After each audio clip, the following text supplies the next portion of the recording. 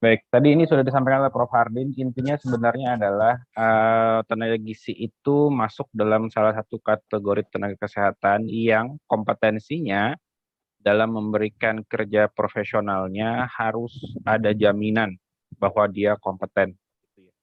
Nah, untuk bisa menjamin bahwa yang bersangkutan kompeten, maka perlu diuji. Namanya diuji, maka bisa lulus, bisa tidak. Tidak kemudian pasti lulus, enggak juga. Kalau mau lulus ya artinya harus ada usaha. Kira-kira demikian. Boleh dilanjut? Ini dasar hukumnya. Kenapa kemudian perlu ada pengakuan kompetensi bagi tenaga gizi?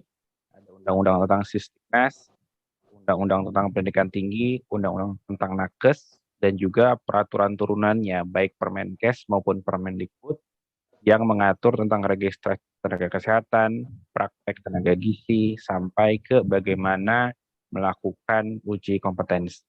Boleh dilanjut?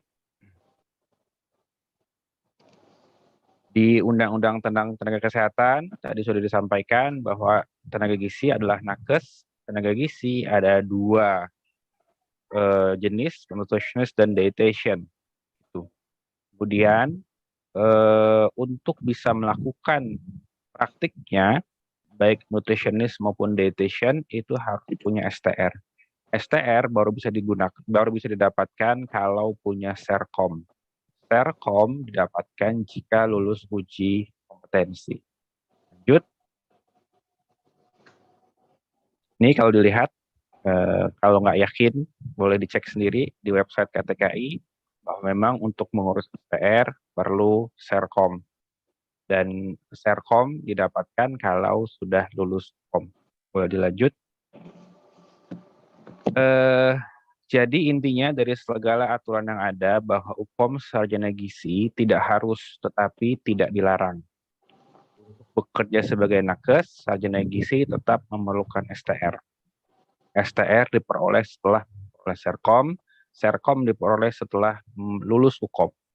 Sarjana gizi tetap diakui sebagai nakes, istilahnya adalah nutritionist registered dengan jabatan nutrition ahli dengan tingkatan mulai dari tingkat pertama, muda, dan madya. Boleh dilanjut. Dan sebenarnya menariknya kebutuhan STR ini makin meluas ya. Beberapa kali kami mendapatkan laporan dari alumni bahwa untuk bekerja di catering pun sekarang mulai muncul kebutuhan akan STR. Kenapa demikian? Karena ternyata catering bisa ikut tender di BUMN, contohnya catering itu wajib memiliki tenaga gizi yang terregistrasi gitu. Jadi memang kebutuhan STR ini makin meluas. Kemudian ini rangkumannya bahwa uji kompetensi terkait dengan persyaratan untuk menjadi nakes karena menjadi modal untuk memiliki STR. Boleh dilanjut? Ini runutannya kenapa kemudian ada UKOM S1 Gizi. Jadi memang ini sudah dirintis dulu saat membicarakan naskah akademik multistrata pendidikan gizi, di mana S1 juga akan diadakan, untuk S1 juga akan diadakan uji kompetensi. Boleh dilanjut? Terus,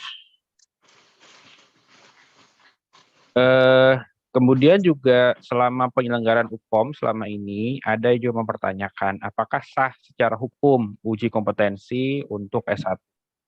Nah, panitia juga melakukan kajian dari sisi hukum yang dilakukan oleh 5 biro hukum atau kantor hukum di 5 universitas, IPB, UI, UB, Undip, dan Andalas. Boleh dilanjut? Ini sekilas terkait hasilnya.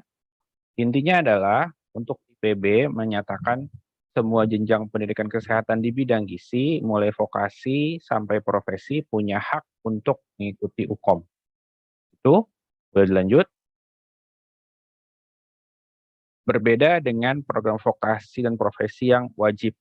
Jadi punya hak walaupun tidak wajib untuk yang selain vokasi dan profesi. Maka tidak beralasan apabila UKOM bagi sarjana gizi dihentikan dan atau ditiadakan. Mengingat UPOM dilakukan untuk meningkatkan kompetensi kerja bagi tenaga gizi. Boleh dilanjut? Dari UI menyatakan bahwa sesuai undang-undang yang berlaku bahwa S1 gizi memerlukan STR dan untuk dapat STR diperlukan Serkom sebagai bukti lulus UPOM. Maka jika ada larangan mengikuti UPOM bagi sarjana gizi merupakan pelanggaran hak konstitusional, di mana setiap sarjana gizi berhak memperoleh pengakuan kompetensi kerja. Dan dari peraturan perundangan yang ada, tidak ada larangan untuk melakukan UPOM bagi mahasiswa program sarjana akademik. Berlanjut. Dengan demikian, UPOM bagi sarjana gizi merupakan kewajiban bagi tenaga gizi atau sarjana gizi akan menjadi nutritionist register kalau merujuk pada Permenkes 6 tahun 2013. Boleh dilanjut? Analisis hukum dari UB menyampaikan bahwa tidak ada larangan menyelenggarakan UPOM untuk mengukur pengetahuan, keterampilan, dan perilaku lulusan S1 gizi. Lanjut.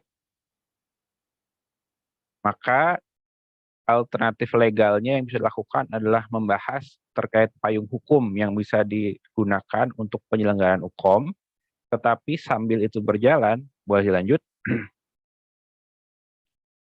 untuk meminimalkan dampak negatif bagi pihak mahasiswa tingkat akhir dan lulusan, maka disarankan UPOM sarjana gizi tetap dilakukan oleh AIPGI dan Persagi di bawah arahan Dirjen Dikti.